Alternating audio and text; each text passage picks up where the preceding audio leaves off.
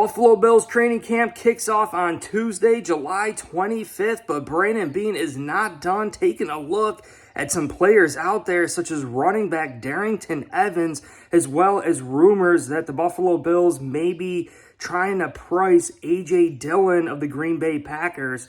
So two different skill sets there for Bills Mafia to take a look at. But we all know we got those two different skill sets with James Cook, Damian Harris, Nyheim, Hines, and Latavius Murray. But welcome to my channel here, Bills News Consolidated. Training camp is finally here, kicking off tomorrow with the veterans showing up.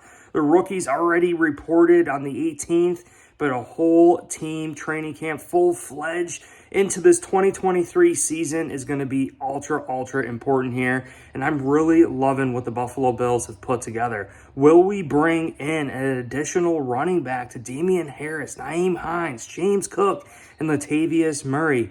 So we very well could see that. I don't foresee any big-time trades going down at this point for another running back. I believe we're pretty much set. Knowing how complex this offense is, hearing that Nyheim Hines, a veteran in this league, had such a hard time transitioning to this Brian Daboll, Ken Dorsey evolving offense here, I really think that Damian Harris is probably the best bet for the Buffalo Bills this upcoming season to be a mix to James Cook. And really the question is like, who's going to get those first carries? Who's going to be on the field on first down, second down? Who's going to be that third down running back? So it's going to be interesting to see how Ken Dorsey plays it. You know, personally, I like having a speedier home run running back the majority of the time on the field, because if you hand it to him, he can take it to the house and score points. So James Cook, you know, kind of known to be a scat back, maybe known to be more of a third down running back, a guy that you could flex out wide, turn into a receiver. You know, maybe it depends on short yardage situations. You know, if it's third and short, Damian Harris. If it's third and long, then James Cook. So I bet it is a little bit of a mixed situational football here, and how we're going to mix and match these guys around. I am so excited for the 2023 season here. Getting into the AFC East, you know, big time moves. The New York Jets have already been training. They've already started training camp. We've gotten our first glimpses of Aaron Rodgers, who completely shook up the AFC East. It's going to be crazy to see. And a lot of people are saying that this is good for Josh Allen and the Buffalo Bills, having an Aaron Rodgers in the AFC East, because it's going to take a little bit of the attention away from the Buffalo Bills, attention away from maybe any drama that spurs up between Stefon Diggs' usage and Stefon Diggs maybe not getting the ball. But again, winning takes care of everything. I think the Buffalo Bills could easily win every single game, although it's unlikely, but that's how good we are. So is Aaron Rodgers a good thing for the Buffalo Bills? You know, it's hard to say that because they just made themselves that much better having Aaron Rodgers. Now, I really think the Buffalo Bills still have a ton of talent here. We have enough talent to beat any team in the NFL. And a lot of the national media is saying that we took a step back. A lot of the perceived notion here with the 2023 Buffalo Bills is that we're not as good as years past. And I think that is the biggest misconception this year. The Buffalo Bills continue to fly under the radar here. We all know the DNA, the makeup of all the players in Buffalo here, continuing to get better, always working, always striving to get better. Josh Allen working hard in the offseason, saying this is the most focused he's ever been on football. Ken Dorsey entering year 2 as our offensive coordinator. He was a rookie offensive coordinator last year. Aaron Cromer entering year 2 with the Buffalo Bills as a new offensive line coach.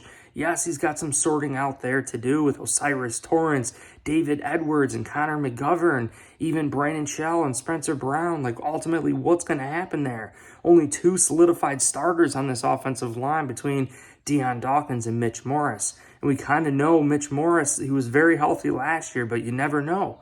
You never know with that concussion history, right? And I think the Buffalo Bills have a ton of depth. Greg Mance is there to back up at center. You got David Quessenberry also mixing in, like Bucker, Ryan Bates. I mean, this team is so deep at every single position that we have. And it's really the only position that is the biggest question mark on this team is that middle linebacker spot. And I think a lot of people are not understanding what we had behind a Tremaine Edmonds, right? Drafting Terrell Bernard last year, having Balin Spector being drafted last year. So now all having a full offseason under their belt, understanding the playbook, just entering year 2, really focused, really probably going to be the best versions of themselves so far, right? Not to say they're not going to ever improve, but this is going to be the best that Balin Spector and Terrell Bernard have been ever in their careers. And I think Tyrell Dotson, it should be the same case. Seeing him pictured up this offseason, working out, looking jacked up. Steve Tasker always talks about having a linebacker. Yeah, you want 2 coverage type linebackers, but you still need a linebacker to take on 300-pound offensive linemen. And it makes sense. You're going to get beat up. You're just going to get pushed off the ball. I mean, in high school, we were taught to block guys right off the field into the benches. So when I was doing the kick out blocks, that was my goal. I was trying to push the kid right into their teammates on the sidelines. I was trying to get them right out of the field, right out the house. And I believe that's the goal. That is really, truly the goal here. Is just, we got to be able to hold our own in the run support, make sure we're not giving up any big gaps for these running backs to slice and dice like Damian Harris did against that 3-pass game in the Patriots. Man, we got to remember that game. We've got to remember that game and how important it is to stop the run. And I really think, we have Josh Allen as our quarterback, but also Kyle Allen, arguably the best backup quarterback that we've had here. And yes, still Matt Barkley, but look at it. I mean, I think Kyle Allen versus Mitch Trubisky, Kyle Allen, I think, fits Josh Allen's skill set a little bit better. Stronger arm. Mitch Trubisky, maybe a little bit more finesse and maybe not the strongest arm in the world like Josh Allen. So what that means is it's going to help our backups. It's going to help the depth, the offensive depth on this team, like a Dalton Kincaid, who's going to be fighting for reps. How are we going to do this with 2 tight ends? Deontay Hardy, Khalil Shakir, Justin Shorter. We got to figure out a lot about this team in this upcoming training camp. Veterans show up tomorrow on Tuesday. We're going to see our first looks at Trey White, full off season after that ACL. Jordan Poyer, Micah Hyde. This is going to be absolutely huge. I'm so pumped up for this freaking season. Bills are flying under the freaking radar. Kyer Elam, too. I can't wait to see what a full off season did to this kid. Greg Rousseau, Boogie Basham, AJ Epinesa, all of our draft picks. Ed Oliver after getting paid. We should be hyped up, baby. So I hope you guys are psyched for training camp tomorrow. If you guys enjoyed this video, hit like, subscribe. We're going to be bringing you all the details here, probably likely breaking down some game film study review. How BNC does it. So I appreciate you guys. Go Bills.